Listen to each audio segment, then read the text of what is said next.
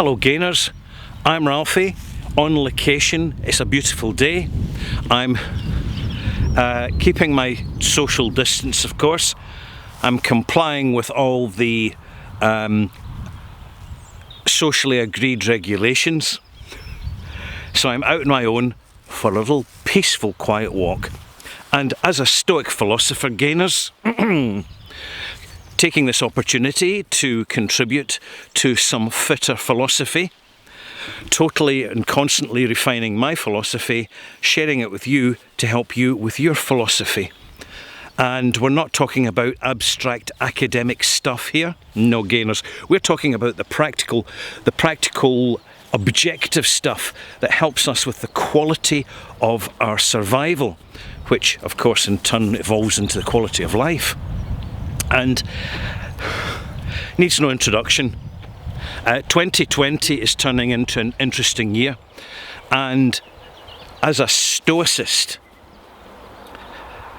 trying to exercise as much dispassionate common sense as possible, I'm going to give you my view of the situations globally so far. There's a lot more to evolve, there's a lot more going to happen.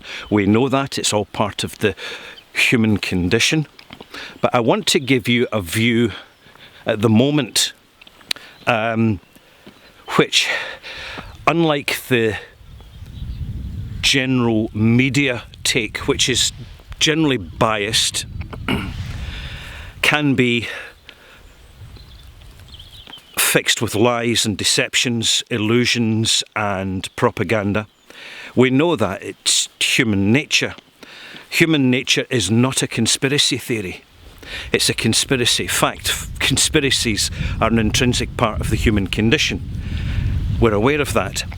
But what's really useful for the Stoic is to actually rise above the situation, draw back from what's actually going on to get a clearer overview, which is more objective, more dispassionate. And I think I'll have a wee seat here. I've found a nice little spot with a running stream. I'll show you the stream.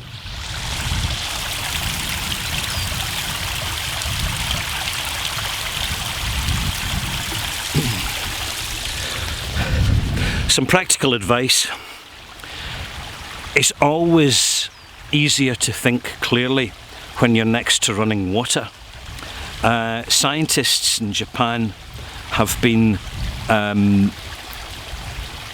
doing experiments and conducting research as regards the fact that in Indian culture, water is associated with memory. And I think this is very, very true. Water has got much more interesting properties than we're generally aware of. But it's a useful place just to sit and think beside the flowing stream, the sound it makes, and the ozone that moving water generates, that positivity. It's not an illusion, it's a fact. Anyway, I am digressing back to my primary subject, which is an overview of 2020 so far. I think the first thing that we could observe is that this is probably, with the global pandemic, quote unquote, is the single largest coordinated human event in history.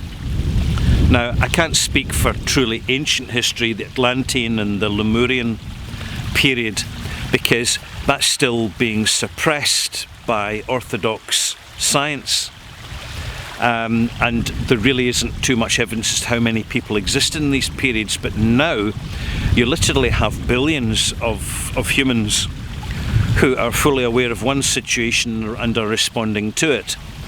It has become a trans-global lockdown, and it's very interesting to view it from out with the panic zone, because one of the first things we notice is with the decrease in industrial activity and the decrease in people travelling, one of the first things that happens is the sudden and dramatic reduce in global pollution.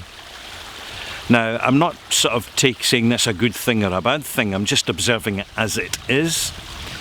you also have this greater dependency on mobile equipment, remote mobile equipment, including mobile devices, computers, interactive televisions, for people to communicate with others socially, but also to communicate for essentials, to get home deliveries of food, and to advise people on their health. So it's something that is happening where I am as well, is that we're keeping an eye on the neighbours, so to speak, which is a very commendable thing, because in normal times people tend to not to prioritise such things. And I think it's done partly for selfish reasons, because the more you look out for other people, there's this unwritten contract, the more they'll look out for you. And that is not such a bad thing. And hopefully it will continue to have some influence after this alleged pandemic is past. Well, I say alleged, it is certainly a pandemic, but what it is of is something I'll leave to more aggressive channels. In the meantime, another thing we're noticing is that people are faced with a sudden situation, an unexpected situation, where individually they've got to ask themselves, did my life prepare me for this or didn't it? Am I hugely dependent on society around me, partially dependent on society around me, or do I have no dependence whatsoever? My own situation is that I always tend to, put it this way, I never spend beyond my limits. As time goes on, I'm just spending less because I need less, and having stuff's just not important. So the influence of materialism is waning, and that is certainly to my benefit, because it's the practicalities that I'm focusing on. And I grow my own fruit, I grow my own vegetables, partially, and I'm making full use of the sudden unexpected free time to do that little bit more. I feel sorry for people who are simply in the frightened zone and can't push out the frightened zone because they don't have that stoic dimension to them. They haven't developed it, so that they're caught up like rabbits in the headlights of oncoming cars, wondering if they're going to get squashed or not. And it's a frightening, stressful situation. And stress, by the way, does kill people. As much as there are people who will be killed by this virus or a version of it, there will be those who succumb to peripheral illnesses, which could include stress exacerbating and encouraging underlying health issues that they already have. And I'm not necessarily just talking about older people, because you've got younger folk, if their supply of cocaine's been disrupted or other illegal medications, and they can be in real trouble. And furthermore, at times like this, you find that these people are very, very easily exploited because of their dependencies. So, as a Stoic, I'm kind of aware of these things. To a certain extent, I'm very fortunate that the environment where I am has been very coordinated and organised, and I've noticed dramatically the immediate social response by elderly folk removing themselves, distancing themselves, and people by and large respecting the social distancing phenomena.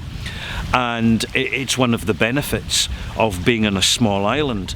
The rate of response is much more rapid. There's less questioning, there is less desire to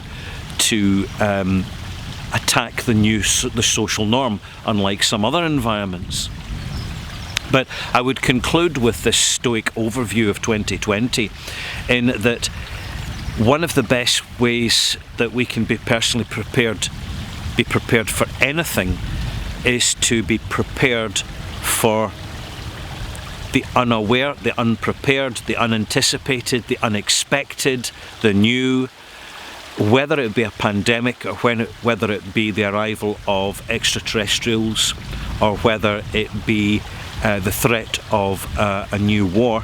All these are simply devices to manipulate and draw people's attention. And of course, inevitably they have the consequences and the fallout for which, particularly when it's a new experience and people are unprepared, they have to learn very, very rapidly from that experience. But one thing's for sure, those who have the ability to adapt have a greater chance of survival, and particularly survival with a quality of life. That's what it boils down to. And whatever your situation, wherever you are, to have the quality of the basics is to have a lot. And then that extra precious thing that people never get enough of is time. Time is such an important asset, but it's only useful if it's used constructively. If you're sitting glued to your television, watching the propaganda and the panic, then you're screwed, because to be ill-informed, badly informed and lied to is simply not to be informed at all. And you're going to be hard pushed to find sources where you are going to be properly informed. And the best place to start is looking out your window at the environment around you and look at the truth of it. How's it coping? Because how it's coping will certainly influence how you're coping and how we all cope. Water, shelter, food, communications. Start with the principles. Have a wee look at what the preppers are doing without getting overboard about it, and learn from that. And by the way, when this pandemic is over, it's the Stoics who will continue to apply what has been learned from the experience. It is the non-Stoics, it is the more stupid people who will just go back as much as they can to the way things used to be and make out they never learned anything and nothing ever happened. It's not the way a Stoic behaves. I'm Ralphie. I hope you've enjoyed this little monologue. I don't use notes, I just tend to kind of think it out in my head, then go for it in one take. I think that's the best thing to do it, because it just helps with the flow. And ironically, although I miss out some points, suddenly other points which I'd never even intended to mention just crop into and contribute to the video. So I hope you've enjoyed this. If you have, click like, leave a comment if you wish. Don't forget to subscribe if you've got the moment, and if you've got the mission, if you've got the motivation. And I look forward to seeing you again.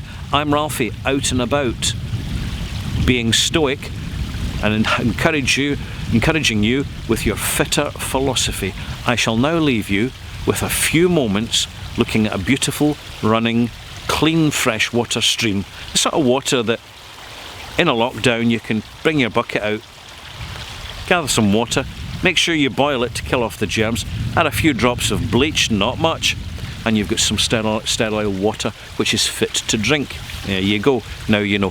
When you're collecting water, always collect water from running streams, never from stagnant pools. Flowing water is alive water. Flat water is more dead. There you are. Now you know. Just sharing. I'm Ralphie. See you soon.